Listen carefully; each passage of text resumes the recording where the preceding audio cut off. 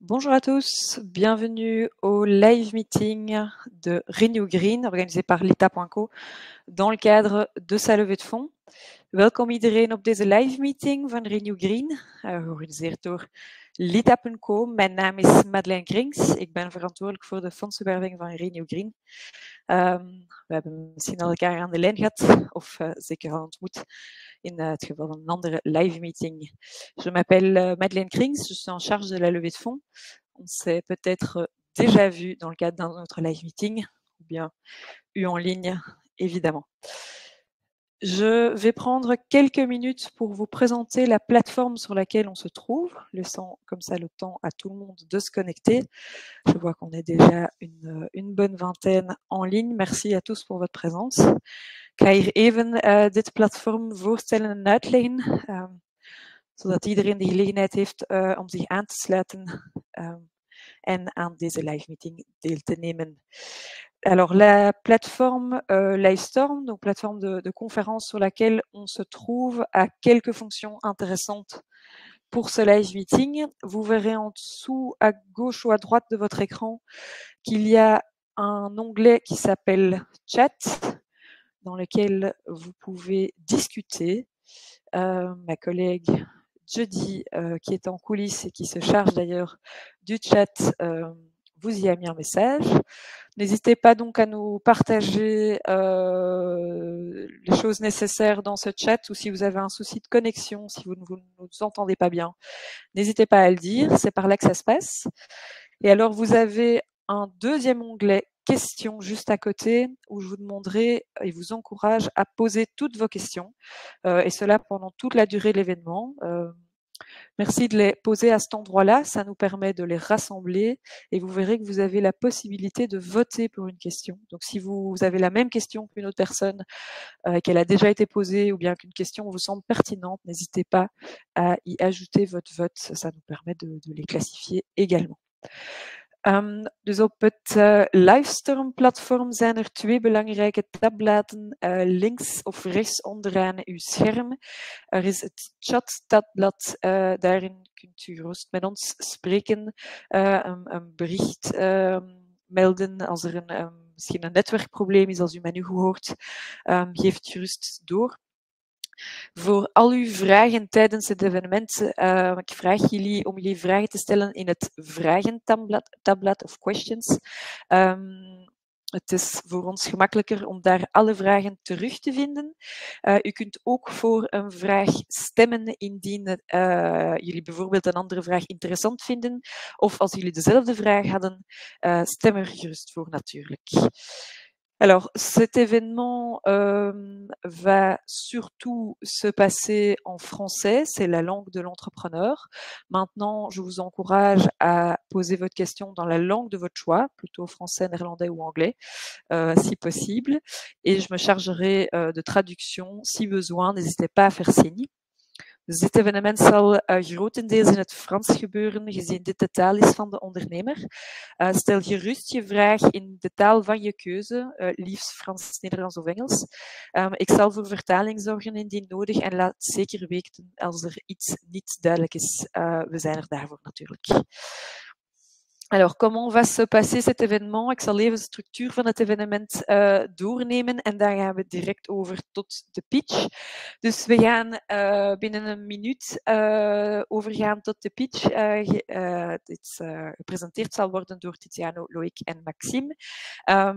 Dan zal ik de investeringsvoorwaarden doornemen en even herhalen van deze fondsenwerving. En dan zullen we overgaan tot de Q&A. Stel dus gerust al je vragen. Als je er nu al hebt, kan je ze direct al in het vragentabblad stellen. Wacht niet tot op het einde natuurlijk en blijf niet met je vragen. Stel ze maar. Ik geef ook even mee dat dit evenement opgenomen wordt. Dus er zal een replay beschikbaar zijn vanaf morgen. Je zal het direct krijgen via Livestorm en het zal ook beschikbaar zijn via Lita.co op de pagina van de fondsenwerving. Donc je vous rappelle la structure rapidement de cet événement, comment est-ce que ça va se passer. Dans une minute, on va passer au pitch qui va être présenté par Tiziano, Loïc et Maxime qui m'accompagnent. J'y reviens dans un instant. Après le pitch, je vous rappellerai rapidement les conditions de cette levée, les conditions d'investissement. Et ensuite, on passera aux questions-réponses, où on parcourra donc vos diverses questions. Ne restez pas avec vos questions jusqu'à la fin, posez-les dès maintenant si vous en avez, dans l'onglet questions, c'est là pour ça. Et on les prendra donc à la fin, une par une, et on y répondra évidemment. Je rajoute enfin que cet événement est enregistré, donc il y aura un replay qui sera disponible dès demain. Vous allez tant le recevoir via Livestorm par mail qu'il sera disponible sur la plateforme, sur la page de la levée de fonds de Renew Green que vous connaissez. N'hésitez pas à partager ce support, à le revisualiser, à l'envoyer à vos contacts que ça pourrait intéresser. C'est là pour ça. Alors, assez parlé, je vois qu'il y a encore pas mal de personnes qui ont su se rajouter, et merci à la première question qui a été posée. Monsieur Petit, je répondrai à votre question tantôt, ça fait partie des conditions d'investissement, mais merci d'avoir ouvert le bal. Donc, place à Renew Green et donc à son fondateur Tiziano Beguera qui nous accompagne, ainsi qu'à Maxime Vukovic et Loïc Falch qui sont conseillers pour Renew Green depuis un petit temps déjà. Ils vont prendre la parole maintenant et je vous remercie en tout cas tous les trois pour votre présence et pour le temps que vous prenez pour nous présenter. Je vais mettre la présentation en grand et vous laisser la place. Tiziano, Loïc et Tim, je vous proposais de vous présenter brièvement avant de passer au pitch.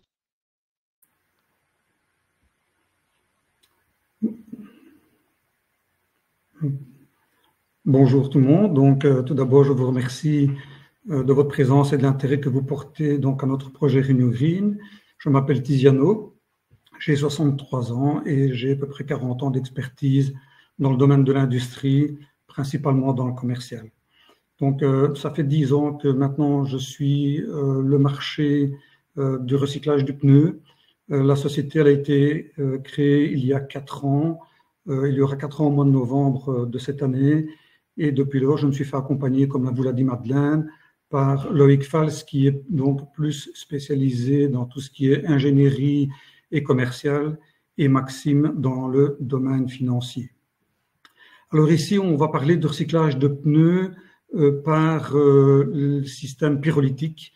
Pour ceux qui ne connaissent pas, parce que le nom de la pyrolyse est un bien grand mot, et finalement très mal connu, en tout cas dans la partie de l'Europe occidentale. Alors, la pyrolyse, c'est un processus de décomposition thermique donc, qui se fait donc, en absence d'oxygène. Et lorsqu'elle est appliquée aux pneus usés, ce procédé permet de chauffer à haute température, généralement qui se situe entre 400 et 800 degrés, dans un vase clos, sans combustion. Donc, j'insiste, c'est très important. Donc, suite à cette réaction chimique, eh bien, on va entraîner la décomposition des matériaux constitutifs du pneu, ce qui veut dire que principalement c'est du caoutchouc. Et donc, on va les transformer en différents produits tels que le gaz, de l'huile, le noir de carbone. Et à l'initial, donc, on va extraire le tissu et les fibres métalliques qui se trouvent également dans le pneu. Je dirais que la pyrolyse du pneu, elle est pratiquement exclusivement pratiquée dans les pays de l'Est, dans les cantons de l'Est. La Russie est un précurseur de la pyrolyse du pneu usé et les pays asiatiques, tout comme l'Inde d'ailleurs. Chez nous, c'est pratiquement pas développé, si ce n'est qu'on en est au balbutiement. Il y a quelques sociétés maintenant, dont la nôtre, qui s'est spécialisée avec notre partenaire, donc New Energy. Ça fait maintenant 20 ans qu'ils sont dans le circuit et qui font du recyclage de pneus. Évidemment, la gestion du pneu, c'est un défi environnemental qui est majeur. Généralement, le pneu il est abandonné dans la nature et donc ils prennent plusieurs décennies à se dégrader. Ils peuvent également créer des foyers d'infection tels que les moustiques, par exemple. Et la pyrolyse constitue une solution durable pour réduire ces stocks de pneus en fin de vie qui généralement sont envoyés à l'extérieur de l'Europe dans certains pays tels que le Maroc. Et donc, c'est là qu'on va principalement enfouir le pneu dans le désert.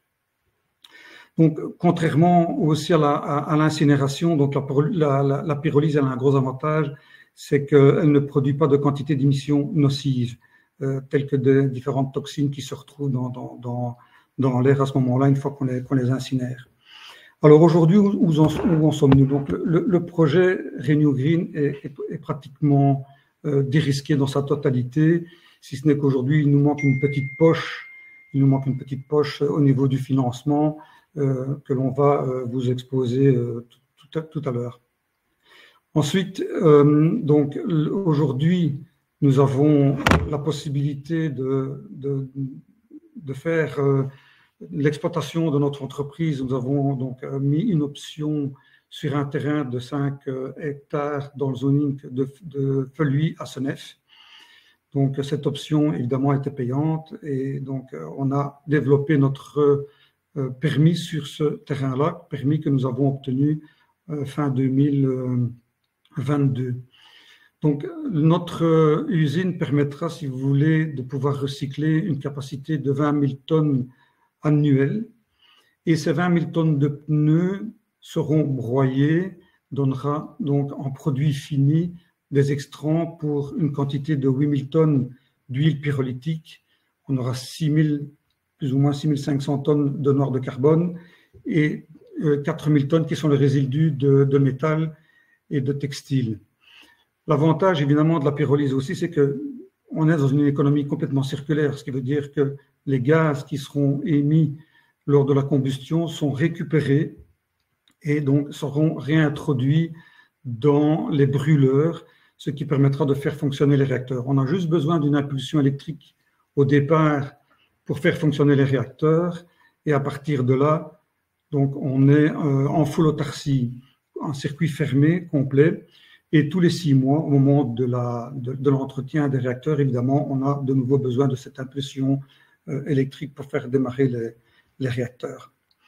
Donc, aujourd'hui, comme je vous l'ai dit, il y a des pneus ont été broyés, expédiés en dehors de l'Europe.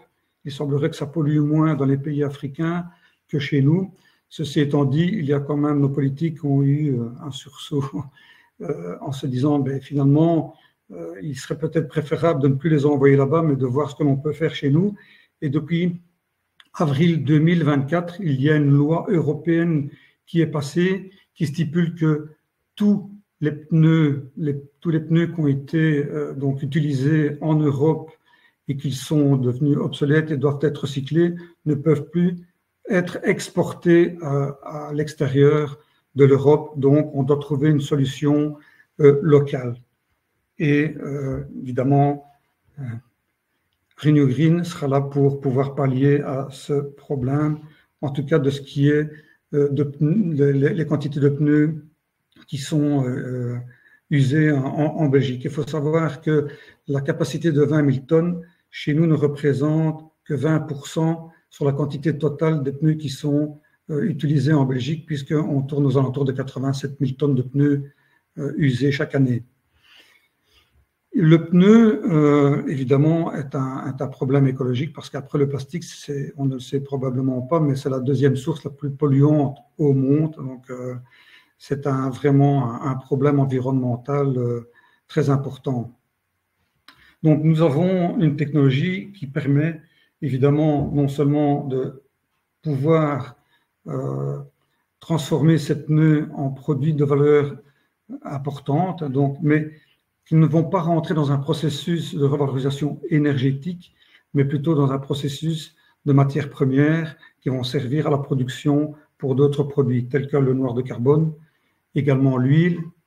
L'acier, lui, repartira en aciérie et c'est là qu'il sera donc réutilisé en tant qu'acier, puisque c'est un acier de très haute qualité, qui n'a strictement rien à voir avec un acier traditionnel, puisqu'il doit pouvoir avoir des caractéristiques et des propriétés techniques très spécifiques pour pouvoir donc supporter les charges qu'un pneu subit lors de son utilisation.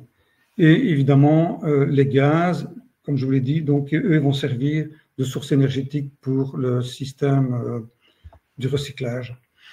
Alors évidemment, pour en arriver là où nous en sommes aujourd'hui, nous avons fait appel à un bureau d'études qui s'appelle B Solutions, donc qui nous a aidé à obtenir notre permis. C'est un bureau qui est basé dans l'entité namuroise, dans la province de Namur, et qui est spécialisé donc justement dans toutes les sociétés, dans tous les projets de recyclage. Nous avons fait également appel à une société qui s'appelle Weibolt, donc du nom de Robert Weibolt, qui est un consultant qui a plus de 25 années d'expertise dans le domaine du recyclage du pneu et qui nous a aiguillés quant au choix du fournisseur New Energy. Ensuite, bon, la CISCA, c'est les personnes que vous avez là qui m'assistent, dont Loïc et Maxime. Dans la team Renew Green, donc, vous avez Edwin Blairon, qui est la personne qui m'a aidé financièrement à pouvoir donc, développer et obtenir les permis et faire toute l'étude du projet. Alexis est un partenaire financier également. Et puis dans les institutionnels, au niveau des appuis que nous avons eus, que ce soit financiers et au niveau de l'obtention du permis, donc nous avons eu la ville de Senef qui a poussé et appuyé notre projet. Et alors nous avons les invests publics tels que Wallonie Entreprendre, l'Invest Mons Borinage Centre. Alors IDEA, c'est donc l'organisme qui s'occupe de la gestion des terrains dans l'entité du Mons, de Mons Borinage Centre. Et Récitailleur est une entité qui gère les déchets de pneus sur le national. Donc, il y a toute une structure qui est mise derrière et qui, donc, Récitailleur a la gestion de cette, du concept du recyclage de pneus, pas la collecte des pneus. Voilà un peu le planning où nous en sommes aujourd'hui. Donc, la société a été constituée en 2020, comme je vous l'ai cité tout à l'heure. Nous avons donc émis notre option sur le terrain en 2021 lorsque nous avons fait toute la première étude et puis obtenu le permis. Et ensuite, entré donc Edwin Blairon, où nous avons fait notre première augmentation de capital. Aujourd'hui, le capital est évalué à 527 000 euros. Et dans la foulée, nous avons donc déterminé le fournisseur avec lequel nous allons travailler, qui est New Energy. Et ensuite, suite à l'obtention de ce permis, nous avons pu avancer également au niveau de la partie financière avec les publics et les banques. Donc là, je vais passer la parole à mon collaborateur Loïc pour la partie technique. Bonjour à tous. Donc, comme l'expliquait Tiziano, le projet est aussi né en grande partie, et c'est à ce stade de maturité que l'on en est. Il y a une grosse étude comparative qui a été faite au niveau des fournisseurs potentiels de la technologie. Donc, cette étude a été menée en collaboration avec Weibolt, dont Tiziano parlait tout à l'heure, et qui est un expert dans le secteur de la pyrolyse depuis maintenant près de 25 ans. Le gros enjeu pour nous, c'était de trouver le parfait combo entre une maturité technologique suffisante pour que cette technologie puisse être déployée à plus grande échelle, une proximité, donc un soutien des équipes quant à la mise en place de cette technologie, une volonté de ce partenaire d'entrer dans le capital de notre société, donc à savoir Renew Green, puisque c'était une des formulations faites notamment par les investisseurs publics, c'était d'avoir une prise de participation de ce fournisseur de la technologie au sein de Renew Green afin de garantir une continuité et une croissance. Et également, ça c'était un enjeu de notre côté, d'avoir un seul et même interlocuteur en vue de la fourniture de l'intégralité du process.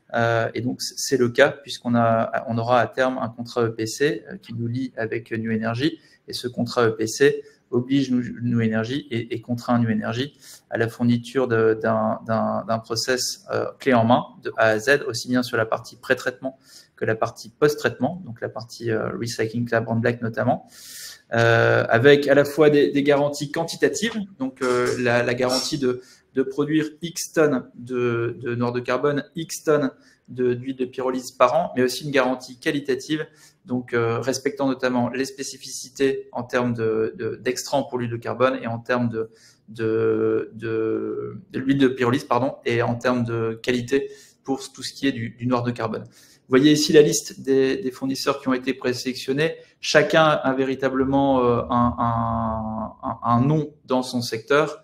Andritz, Eldan notamment ont été sélectionnés parce qu'en termes de pré-traitement, ils ont la particularité d'avoir un système de broyage qui nous permet de garantir un chips, donc un pellet de pneus qui soit d'un diamètre suffisamment petit et d'une pureté suffisamment bonne que pour garantir à la fin une qualité d'huile qui soit constante. Qui dit usine de recyclage de pneus dit pneus. Donc, il nous a fallu aussi garantir que autour de l'usine, nous avions des pneus en suffisance que pour faire tourner l'usine. Pour rappel, l'enjeu de cette phase 1 est de pouvoir recycler 20 000 tonnes de pneus annuellement. On a toutefois anticipé déjà la phase 2 qui vise grosso modo à recycler 20 000 tonnes de pneus par an. Et vous voyez à date l'intégralité des LOI qui ont pu être compilés de notre côté et qui garantissent déjà à date un minimum de 27 à 33 000 tonnes de pneus pour un prix de collecte de pneus à 80,4 € la tonne, ce qui est donc ce qui confirme nos hypothèses reprises dans le BP. Je vous parlais des garanties. Notre objectif était à la fois de pouvoir nous appuyer sur un fournisseur qui ait l'expérience et la notoriété suffisante que pour pouvoir nous garantir une qualité en noir de carbone et en huile de pyrolyse suffisante. Vous voyez ici l'intégralité des données qui nous sont transmises et qui sont reprises dans le contrat EPC. Donc pour la partie noir de carbone, on a à la fois des fiches produits, mais également des garanties en termes de taille de particules, des analyses labo. Pour la partie pyrolyse, on a non seulement les spécificités de l'huile, des spécificités qui ont été garanties également par des analyses labo. Et il faut savoir que dans un cas comme dans l'autre, ces spécificités mêmes font partie des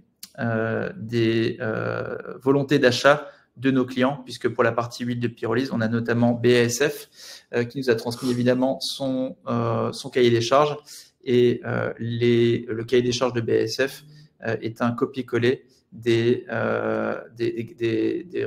obligations que l'on impose à New Energy en termes de qualité d'extrant, donc pour la partie huile notamment. De manière plus générale, on a tout un certain nombre de certificats qui sont importants. Là, c'est le certificat REACH notamment, pour que l'huile de pyrolyse puisse traverser les frontières et notamment être vendue en Allemagne auprès de BASF. Le certificat ACC+, Sfera, TÜV, Ecoloop, qui sont des certificats de près ou de loin liés à la partie circularité. Et pour la partie gaz, on a des spécificités, mais qui sont plus propres à l'usine, puisque comme l'a expliqué Tiziano, le gaz de pyrolyse est destiné à être réutilisé afin de garantir le fonctionnement de l'usine. Voilà, donc d'un point de vue technologie, petit rappel des enjeux, donc à la fois qualité, quantité, les certificats. L'objet également, c'était de garantir le soutien des équipes. Ça, on le garantit non seulement par le PC, puisqu'il y a évidemment une phase de handover qui est prévue, mais également par la prise de participation de New Energy au sein de Renew Green. Et on a également des contrats off-take qui peuvent être fournis par le fournisseur de la technologie.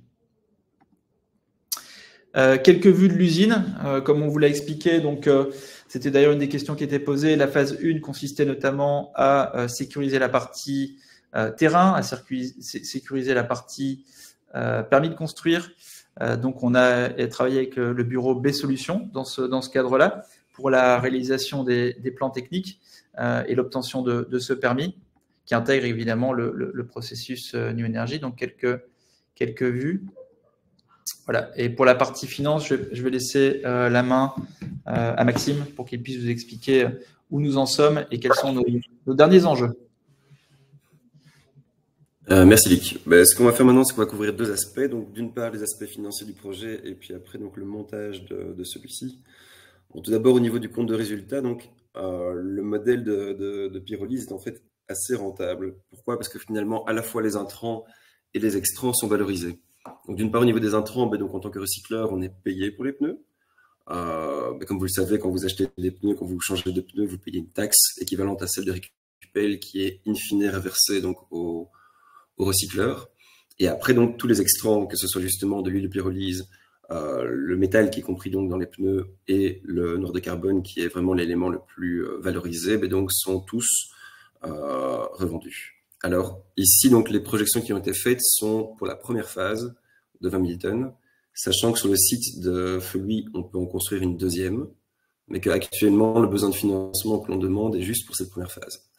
Alors pour cette phase de 20 000 tonnes, le chiffre d'affaires sur lequel nous parions est compris entre 11 millions et 13 millions. Donc, comme ce sont des matières premières, donc il y a un peu de fluctuation, mais on a pris donc des hypothèses assez conservatrices au niveau des prix de revente qui ont été validés donc avec les différentes entreprises donc avec lesquelles nous allons collaborer pour les écouler. Et donc, dans la mesure où le principal coût, mis à part, on va dire, donc les capex de l'usine sont essentiellement donc des ressources humaines peu qualifiées. Mais donc le modèle est extrêmement rentable. Donc on table sur des marges d'EBITDA de 65% sur l'ensemble du projet. Et donc forcément, donc on se retrouve ici avec 11 à 13 millions sur la première phase. Mais donc le chiffre d'affaires pourrait être doublé et la rentabilité encore améliorée. Donc lorsqu'on passera à 2 phases sur Feuilly. Alors, donc, du point de vue du montage financier, donc, on est sur un montage à 38 millions d'euros, donc, qui comprend donc, essentiellement pour moitié l'usine de pyrolyse en tant que telle.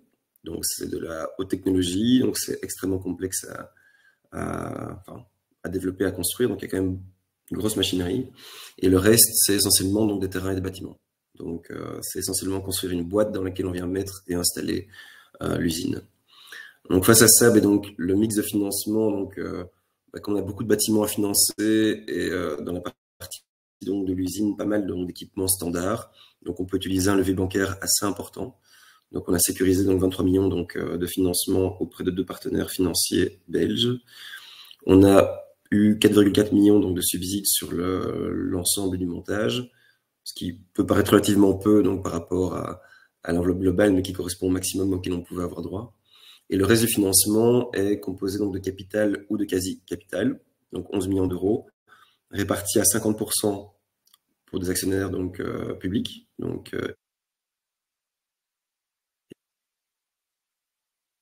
à savoir 1 million d'euros donc, pour New Energy qui est le fournisseur, 1,5 million d'euros pour une entreprise de BTP locale qui se sera chargée de construire l'usine, et le reste que nous sommes en train de sécuriser, notamment auprès de l'État, et d'autres partenaires privés.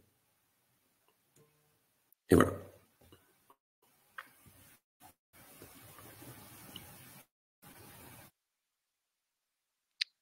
Merci, merci à tous les trois.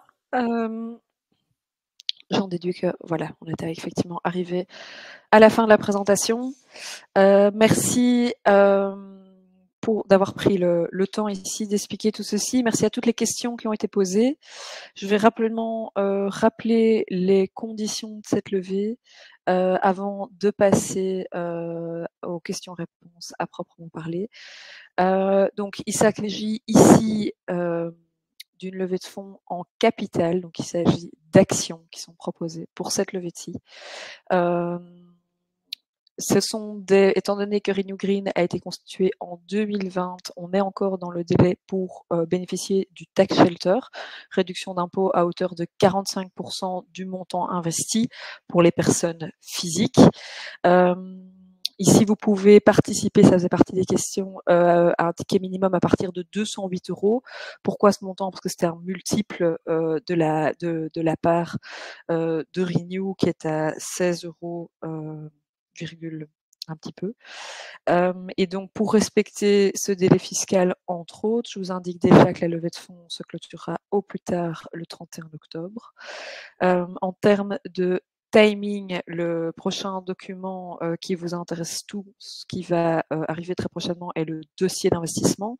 Donc, dossier complet basé sur la due diligence faite par les analystes de l'ITA.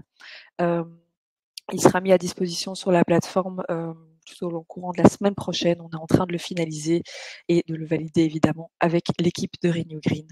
Et on passera en levée de fonds ensuite. Si vous êtes intéressé d'avoir ce dossier d'investissement, n'hésitez pas à l'indiquer sur la plateforme. Vous pouvez simplement demander à avoir accès à ce dossier. Donc, quand il sera rendu disponible, vous le saurez et vous pourrez le télécharger sur la plateforme. De manière générale, si vous êtes ici et que vous n'avez pas encore indiqué un intérêt, mais que vous êtes intéressé, ce n'est absolument pas engageant. Mais je vous invite évidemment à soit indiquer une intention d'investissement qui n'est pas liante, qui peut tout à fait être modifiée ou ne pas être concrétisée, à indiquer que vous souhaitez recevoir le dossier d'investissement ou simplement liker le projet. L'intérêt de ces différentes options, c'est d'être tenu informé des actualités de cette levée de fonds, de son début, de sa fin et de toute autre actualité, évidemment. Enfin, je terminerai par ça. Vous l'avez entendu qu'il y a une enveloppe totale de 3 millions qui est recherchée par Renew Green. La levée de fonds qui va se lancer maintenant concerne le capital ou equity. La levée de fonds en obligation est en préparation et sera mise en ligne prochainement sur la plateforme. Vous y aurez également accès et on précisera les conditions de cette levée-là à ce moment-là, évidemment. Even wat betreft de voorwaarden van deze fondsenwerving. Het is een kapitaalinvestering of equity investering. Dus dat zijn aandelen die hier aangeboden worden en waarop u kunt intekenen. Tax shelter is beschikbaar voor deze investering. Dus enkel voor natuurlijke personen. En het is een belastingvermindering van 45% van het geïnvesteerd bedrag. Deze fondsenwerving zal afsluiten tegen eind oktober, dus 31 oktober. En u kunt investeren vanaf €208. Dit is een vermenigvuldiging van het aandeel van Renew Green. Indien u het nog niet hebt gedaan, kunt u uw interesse uiten voor deze fondsenwerving op Lita.co. Dus u kunt ofwel een intentie aanduiden. Het is niet bindend. U kunt zo ook aanduiden dat u graag het investeringsdossier zou willen krijgen of gewoon liken. Waarom is het interessant? Als u een van deze 3 opties hebt gedaan, wordt u prioritair geïnformeerd van de verschillende nieuws en actualia van deze fondsenwerving. En ten laatste, het investeringsdossier, dus het volledige dossier gebaseerd op onze due diligence, gevoerd door onze analistenteam, zal normaal gezien volgende week beschikbaar zijn en u zult het terugvinden op ons platform. Ten laatste, en ik sluit hierop af, deze fondsenwerving betreft dus het kapitaalfondsenwerving voor een totaalbedrag van €600.000. Ja, €600.000. Het tweede gedeelte ervan is dus een schuldfondsenwerving, zal binnenkort op ons platform zijn en de voorwaarden daarvan zullen dus iets later ook uitgelegd worden. Je clôture là-dessus. On recherche ici donc en equity un montant total de €600.000. Je ne l'avais pas précisé auparavant. Voilà, on va passer donc aux questions qui ont été posées. Merci à l'équipe de Renew Green qui a déjà répondu à certaines de ces questions. Cela dit, pour l'intérêt général, je pense qu'on va repasser sur certaines pour que tout le monde ait bien l'information. Et vous pouvez voir toutes les questions dans l'onglet questions. Pendant que je parlais, je n'ai pas vu les nouvelles questions. Donc, laissez-moi un instant pour les parcourir.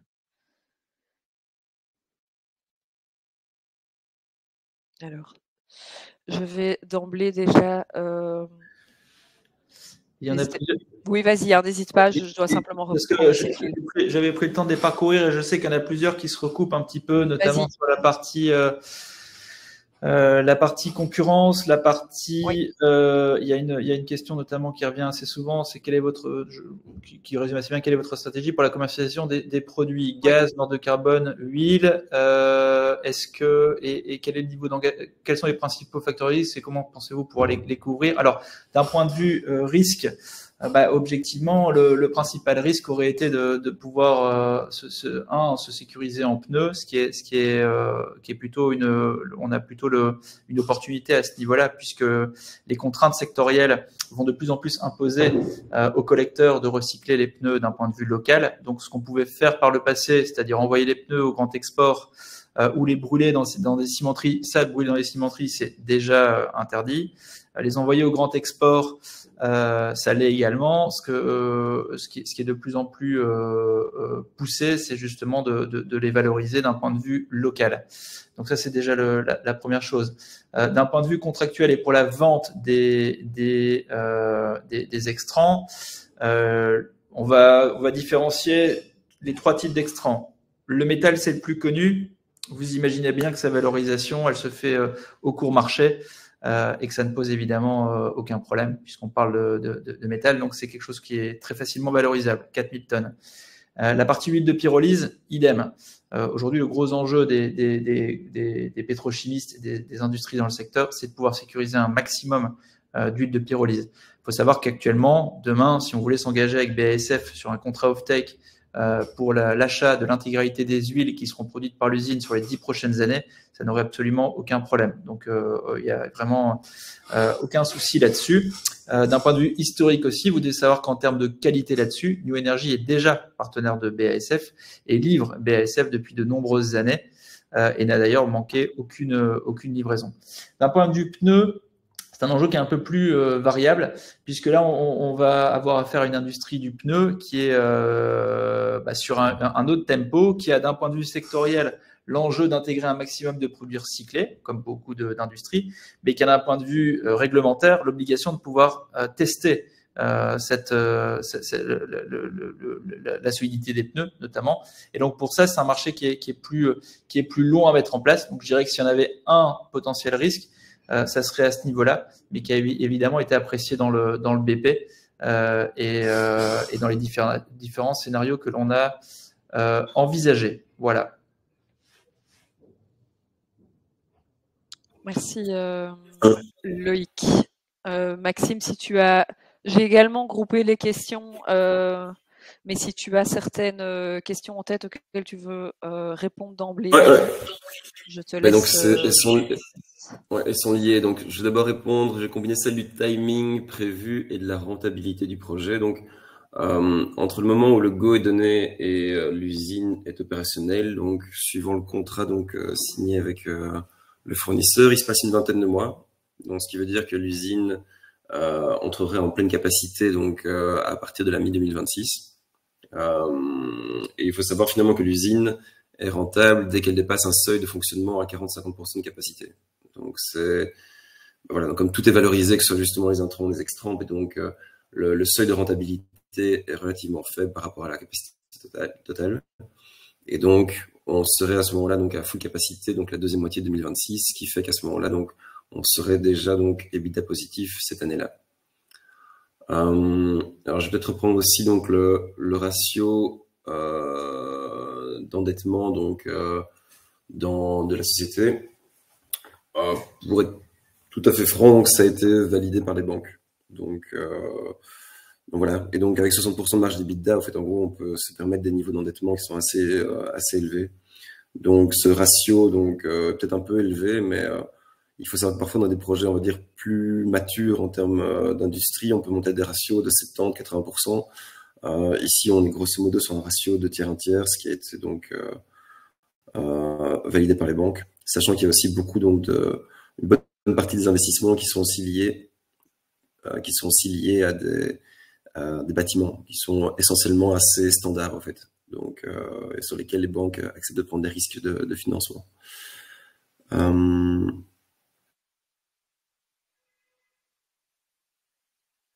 Peut-être Loïc ou Tiziano sur la partie évolution concurrence, tout ça. Oui, tout à fait. C'est ce que j'allais faire pour rebondir aussi sur ce volet-ci. Je vois une ou deux questions sur le volet concurrence, crainte d'intégration de nouveaux acteurs et comment va évoluer le marché à ce niveau-là. La concurrence, en fait, n'est en aucun cas un problème dans le secteur, parce qu'il faut savoir que de toute façon, de manière générale, la pyrolyse actuellement représente un un véritable enjeu de valorisation de cet extrant qui posait déjà problème, mais qui va poser davantage problème avec les réglementations dont j'ai parlé tout à l'heure. Il faut savoir aussi que le pneu, par définition, c'est un produit qui voyage très mal. C'est pas un produit qui voyage très mal si on veut le transporter d'un point de vue transport et collecte. Si on veut le valoriser, il vaut mieux travailler avec un degré de proximité avec les collecteurs. Donc, si vous vous souvenez dans la présentation, nous, on a notamment sécurisé actuellement 33 000 tonnes de pneus, mais dans un ratio de l'ordre de 250 à 300 km, sans avoir pour autant contacté l'intégralité des collecteurs. Si demain, il y a une usine qui venait s'implanter au nord de la Hollande, ce n'est pas pour autant qu'elle serait véritablement concurrente, parce qu'elle aurait accès à une autre source de pneus que la nôtre. Voilà.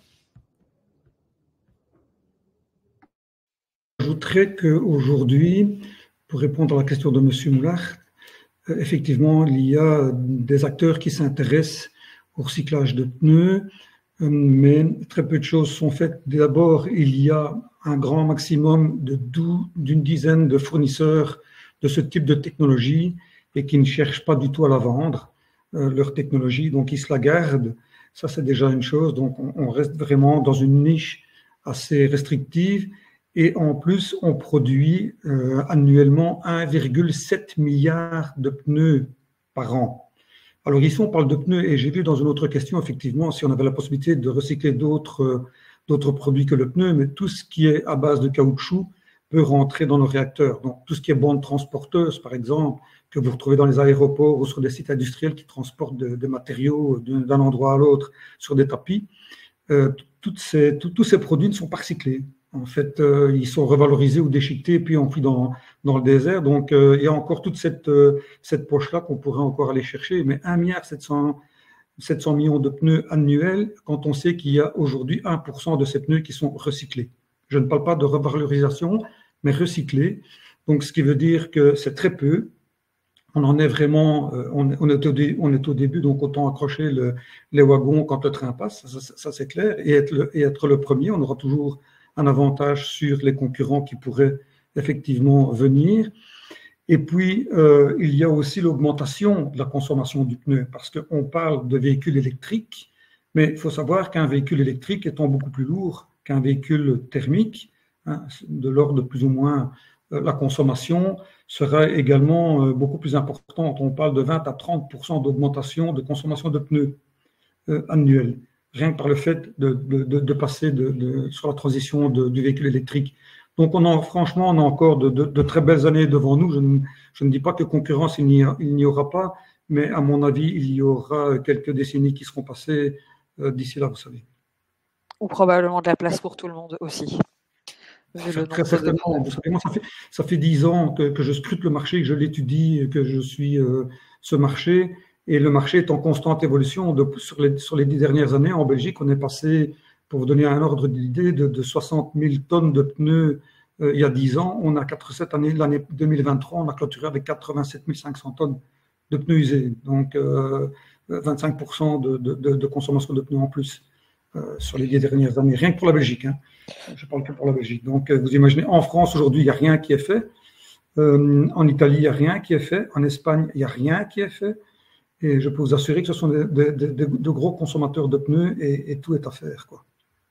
Je voulais un instant revenir sur ce que tu disais au tout début de ta prise de parole ici, Tiziano, sur quels matériaux en caoutchouc pouvaient être utilisés. Et je voulais revenir sur la question de Benoît Géron, qui se posait la question de la valorisation du noir de carbone. Est-ce que c'est uniquement dans la fabrication du pneu ou bien est-ce que c'est valorisable dans autre chose? Je ne pense pas que c'est un point qui a été abordé. Non.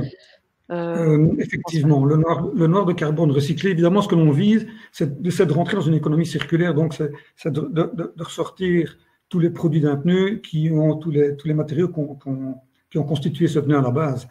Hein, d'autant plus qu'on ne va pas puiser dans les sources fossiles vierges et qui produit énormément de CO. Ça, c'est déjà une première chose. Et puis, au niveau de la réutilisation du noir de carbone, tout comme l'huile, hein, l'huile, elle repartira pour recréer des plastiques, refaire des plastiques. BASF, pour donner un exemple, ils sont en train de développer de nouveaux banylons pour dames à base de cette huile. Donc voilà, c'est une des applications qui sont en train de développer. Et puis le noir de carbone, bien, il va d'abord dans les pneus, ça c'est clair. Ensuite, vous avez tout ce qui est pigmentation, donc toutes les peintures, hein, même une peinture blanche que vous voyez autour de vous, bien, elle a du noir de carbone. Les impressions, les encres d'impression, tout ce qui est batterie au lithium, etc. Donc, le renforcement de tous les caoutchoucs, de tous les plastiques qu'on retrouve également. Donc, pas seulement que du caoutchouc en tant que tel, synthétique, mais également les pièces plastiques que vous pourriez retrouver dans une machine à laver, quoi. Donc, le noir de carbone est un marché qui est énorme et il y a vraiment une consommation qui se développe de façon exponentielle. Et là, c'est pareil, la demande est beaucoup plus forte que l'offre. Il faut savoir que pour produire 700 kilos de noir de carbone vierge, on doit brûler, donc c'est carboner carrément une tonne de pétrole raffiné, quoi. Donc, vous imaginez le coût, sans compter les dégâts environnementaux que ça a produit, quoi. On charbonne, hein, donc on fait vraiment du char pour pouvoir obtenir ce noir de carbone à base de pétrole raffiné. Merci Tiziano. Je voudrais revenir sur des questions sur un thème complètement différent, qui concerne plutôt ici la levée de fonds et ses conditions. Tout d'abord, je vais rapidement répondre à Monsieur Ballatore. Donc, comme je le disais, la levée de fonds en equity se terminera fin octobre. Donc voilà pour le timing, et la levée de fonds en obligation va s'ouvrir prochainement, et lui n'est pas tenu à un délai fiscal, bien qu'il est tenu au même délai de financement, mais donc on reste dans les mêmes mois. Alors Monsieur Le Gast avait une question plutôt sur le retour sur investissement. Je vais la lire. Comment envisagez-vous le retour sur investissement? Pourriez-vous expliquer le processus de transmission d'actions? Est-ce que vous envisagez de racheter ces actions d'ici quelques années? Quel est le timing? Si vous pouviez éclaircir éventuellement ce point important pour les investisseurs, évidemment. Maxime ou Tiziano. Je peux commencer.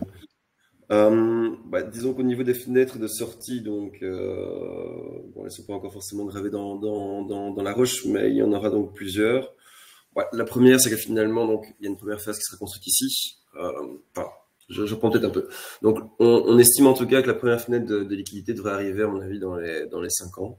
Pourquoi? Parce que finalement, donc on envisage la construction de la phase 1 et de la phase 2 pour pouvoir quelque part maximiser, on va dire, la rentabilité du projet, avant d'envisager justement une quelconque rachat d'actions ou revente à un acteur tierce. Après, effectivement, à chaque phase de financement, à chaque nouvelle usine, il y aura probablement un besoin de renforcer les fonds propres et de réaliser donc une levée de fonds additionnelle en capital, ce qui laissera aussi une possibilité pour certains actionnaires qui désiraient sortir, de pouvoir faire ce qu'on appelle du secondaire. Donc c'est qu'un investisseur va investir en primaire du nouveau cash dans la boîte et en profiter aussi pour se renforcer dans l'equity, racheter des actionnaires existants. Donc en tout cas, donc, on estime qu'il y aura donc une première fenêtre, à mon avis, donc dans 4-5 ans. Et dans tous les cas, c'est la volonté finalement donc des porteurs de projets de racheter à ce moment-là des actions si jamais justement donc ils en ont la possibilité. Et le projet est suffisamment rentable pour pouvoir le faire. Après, je sais pas, donc la question donc, sur le processus de transmission des actions, ça j'avoue que je comprends pas la question.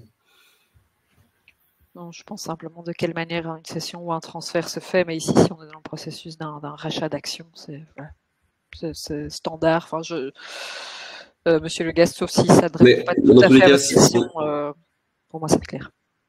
Non, mais après, si on peut donner un peu une évolution sur le marché, donc là on est en une phase, on va dire, de croissance forte du monde de la pyrolyse, donc il va y avoir une phase de consolidation à terme. Donc les grands acteurs finalement tels que BASF ou d'autres ne se positionnent pas vraiment sur la construction et l'opération de ces usines pour le moment, parce que tout simplement c'est pas leur core business, mais sont probablement intéressés à pouvoir sécuriser ce type donc d'assets et d'actifs une fois qu'ils sont arrivés à maturité. Donc dans tous les cas, lorsque les usines arriveront justement dans la pleine capacité, elles représenteront un investissement, on va dire, intéressant pour tous ces petits acteurs de la pétrochimie dans la simple optique de pouvoir sécuriser des flux. Parce que voilà, donc ils seront obligés d'intégrer donc et de vendre des matériaux recyclés. Donc dans tous les cas, donc il y aura donc clairement des fenêtres d'opportunité de revente, peut-être probablement avant 5 ans même. Mais ça, il faut que l'usine tourne et idéalement qu'on ait les 2 phases sur celui pour représenter, on va dire, une taille critique intéressante. Oui, et puis je rajoute un point important par rapport à un investissement en capital bénéficiant du tax shelter. Pour pouvoir en bénéficier entièrement, il y a une période de 48 mois post-investissement dans les actions où il faut détenir ces actions pour ne pas subir de majoration d'impôt. Donc de toute façon, pour les investisseurs l'ITA qui bénéficient du tax shelter, il faut attendre la 5e année. Donc voilà, si quelqu'un souhaite sortir avant, c'est à ses risques de subir une majoration d'impôt. J'étais intéressée, c'est une question qui vient plutôt de notre côté, mais j'aurais été intéressée d'avoir rapidement votre retour sur la question de la qualité des extrants. Comment fonctionne en fait la vérification de la qualité des extrants? Comment est-ce que ça se passe? Qui s'en charge et à quel niveau est-ce que ça intervient? Si vous pouviez rapidement expliquer ce point-ci. Je vais peut-être très brièvement, parce que bon, c'est très documenté dans le contrat EPC, mais comme j'expliquais, il y a à la fois un objectif quantitatif et un objectif qualitatif. Donc sans rentrer dans tout le schéma qui est prévu, mais grosso modo, quantitativement déjà, l'usine que l'on achète auprès de New Energy a pour objectif de pouvoir nous permettre de recycler 20 000 tonnes de pneus minimum par an et de pouvoir en extraire 6 400 tonnes en huile de pyrolyse et 8 000 tonnes bon, j'ai plus exactement l'ordre de grandeur en tête, mais bon, X tonnes en huile de pyrolyse et X tonnes en or de carbone. S'il y avait une quelconque déviance de l'ordre de quelques pourcents sur cette quantité, il y a des pénalités qui s'imposent. D'un point de vue qualité, comme j'expliquais, ça c'est ni plus ni moins qu'un copier-coller des spécificités qui sont demandées par BASF. Donc si je reprends le cahier des charges qui est pris par BASF, on a fait un copier-coller de leurs spécificités et qui sont mises dans le contrat EPC. Maintenant, pour aller plus loin dans votre réponse, dans votre question, chaque envoi qui est fait auprès de BASF est déjà contrôlé chez nous en interne. Donc, on envoie un échantillon de l'huile de pyrolyse auprès d'un labo externe qui vient mesurer les différents critères d'achat de BASF. Puis, on envoie le camion à BASF. BASF fait une contre-analyse une fois que le camion est réceptionné. Et ensuite, il valide la qualité et on est payé. Donc, ça se fait de manière assez automatique. Voilà, c'est assez régulier et assez automatique. Ok, mais donc on est sur une double contre-analyse. Pardon, Tiziano. Oui, je souhaiterais rajouter un petit complément quand même, c'est que pour pouvoir vendre les produits dans le domaine de la pétrochimie, il y a des certifications très spécifiques auxquelles il faut répondre. Et New Energy répond, donc ils ont leur certification, par exemple TUV, mais celles qui sont vraiment très pointues et spécifiques au domaine de la pétrochimie, c'est le ESCC et le ESCC+. Donc, qui garantit que leurs huiles qui sont produites et ainsi que le noir de carbone peut rentrer dans un processus de fabrication dans le domaine de la pétrochimie pour des encres ou refaire des pneus, des choses pareilles. Donc, il y a des certifications très pointues qui doivent être obtenues et qui sont analysées par des laboratoires indépendants extérieurs. Et à partir de là, ils reçoivent la certification sur le temps, la qualité des produits, les quantités. Tout ça est fait de façon méthodologique et très précise, quoi. Donc, une fois que notre plan, notre projet sera installé à Feluy, indirectement, nous bénéficierons évidemment de ces certifications également, puisque le process est le process New Energy, quoi. D'accord. Sur un thème complètement différent, je vais reprendre la question de Monsieur Van der Kreus concernant ici plutôt un volet RH, qui est de comprendre quelle est l'équipe clé à venir, étant donné qu'on est sur une équipe en constitution. Ce serait intéressant de peut-être rapidement expliquer comment va se constituer l'équipe dirigeante et opérationnelle pour le site de Fébuy. Donc, comme vous l'avez dit, Loïc, lors de la présentation, on a fait appel évidemment à un bureau spécialisé sur des profils spécifiques dont l'usine aura besoin. Évidemment, à sa tête, il y aura donc Edwin Blairon, qui est de formation ingénieur technicien, qui s'occupera de la partie, principalement de la partie technique. Alexis Petretta, qui lui a un master en droit, s'occupera de la partie administration et tout ce qui est légal et viendra en support également Dimitri Dessart, qui aujourd'hui a déjà, il s'occupe du dossier depuis le début au niveau de tout ce qui est législation. Nous avons en CEO une personne qui aujourd'hui a un poste très important dans une des plus grandes banques chez nous en Belgique et qui a travaillé pour plus d'une quinzaine d'années dans le groupe Suez et qui a déjà fait du développement et des installations d'usines, non pas de recyclage de pneus, mais d'entités qui font de la collecte de déchets et donc de la gestion de déchets et du recyclage de déchets ménagers, des choses pareilles, mais qui n'a rien à voir avec le pneu. Mais enfin, je dirais sur le principe, ce monsieur a l'habitude de ce genre de projet. Et puis, le reste, je dirais, entre guillemets, si ce n'est qu'aux postes principaux à responsabilité, il y aura des gens qui seront recherchés par Abyssen. Et puis, pour le reste de la manutention, là, ce sont des profils que l'on retrouve couramment. Et là, on fera appel aussi à des sociétés. On a déjà commencé d'ailleurs à scruter un peu sur le marché, mais d'ici à 20 mois, il y a encore de l'eau qui passera sous les ponts, mais on est en contact avec des sociétés comme Accent et autres pour retrouver des gens, des manutentionnaires, quoi. Et donc, je comprends que l'équipe très opérationnelle terrain, effectivement, ça va se passer plutôt dans 20 mois que maintenant, mais pour les autres membres, plutôt hormis ceux qui sont déjà identifiés, quand est-ce que le processus commence ou est-ce que c'est déjà en cours? Oui, on a déjà pris contact en fait avec le cabinet Abyssen, chez qui on a envoyé tout un descriptif des quelques postes clés dont on a besoin. Donc Abyssen, c'est un bureau qui est notamment actif dans le nord de la France et en Belgique, qui travaille avec beaucoup d'industries dans le secteur pétrochimie, chimie, mais également du recyclage, pour notamment quelques postes clés. Évidemment, ce processus officiel de recrutement, c'est impossible de l'enclencher tout de suite, sachant que l'usine a quand même un certain horizon de mise en place, mais tout est prêt pour qu'on puisse le faire dès que la levée de fonds est définitivement derrière nous. Voilà. D'accord.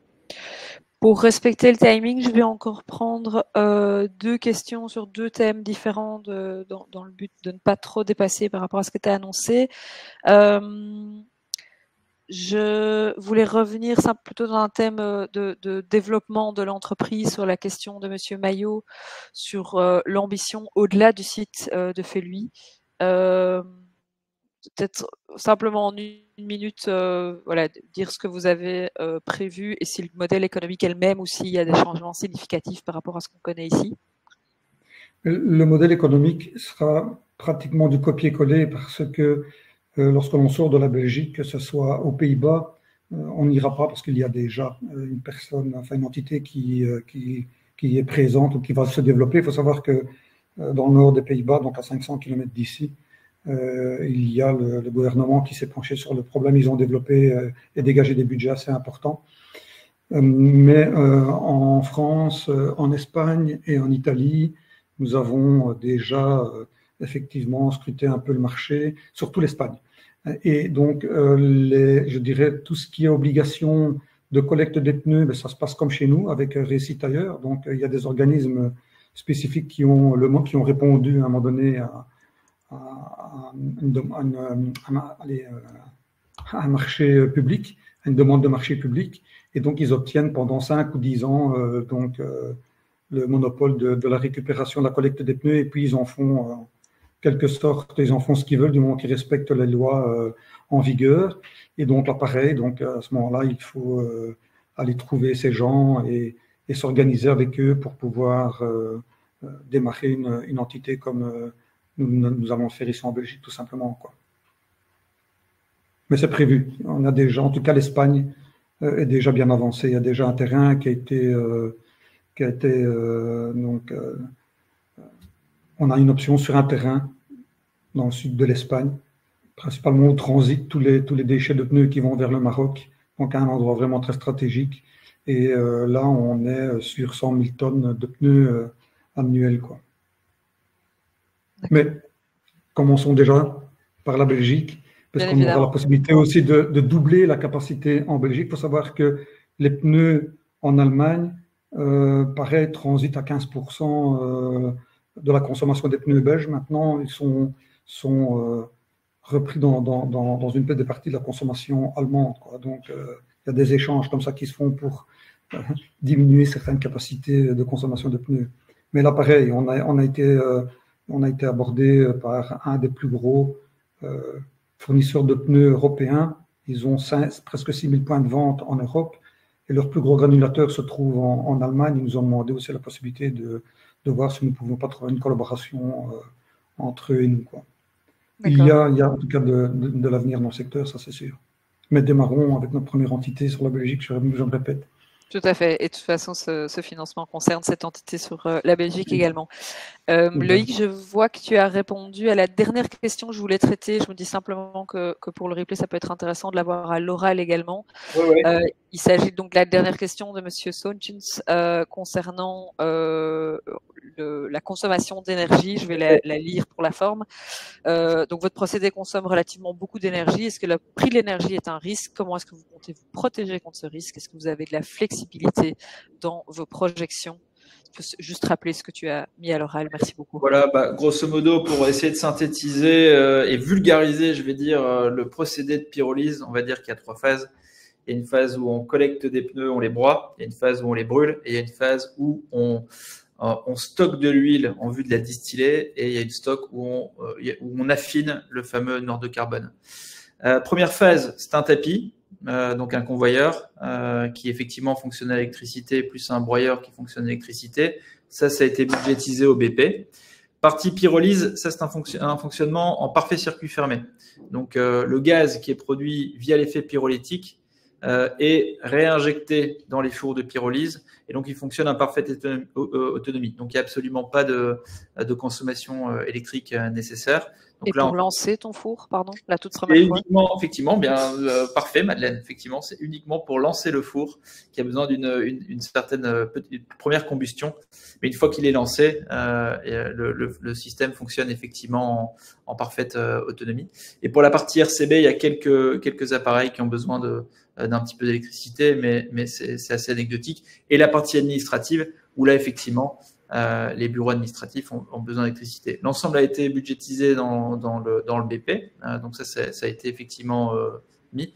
Mais quand on dit que effectivement le procédé est très énergivore, c'est pas tout à fait vrai. Il y a d'ailleurs des études comparatives qui ont été mises à disposition auprès de l'ITA, qui sont dans la data room et que vous pouvez effectivement partager assez librement et qui montrent que d'un point de vue autant émission que combustion et consommation d'énergie, c'est nettement inférieur à des procédés de recyclage traditionnels. Voilà.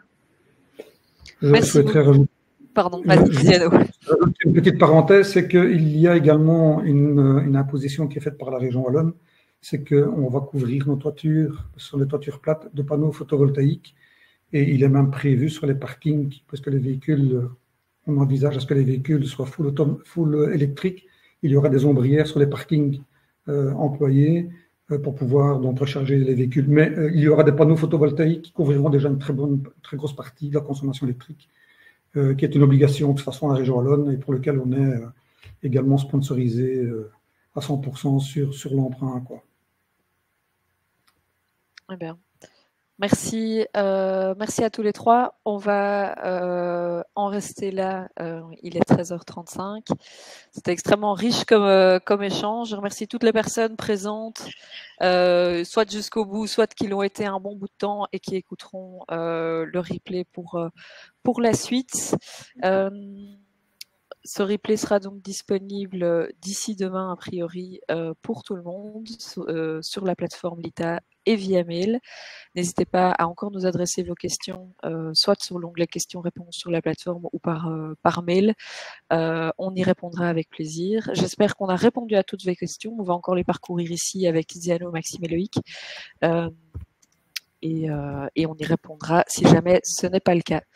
Je vous remercie à tous pour votre attention. Je vous souhaite un bon appétit, une bonne après-midi et à bientôt sur la plateforme. Merci beaucoup. Merci à tous. Merci à tous.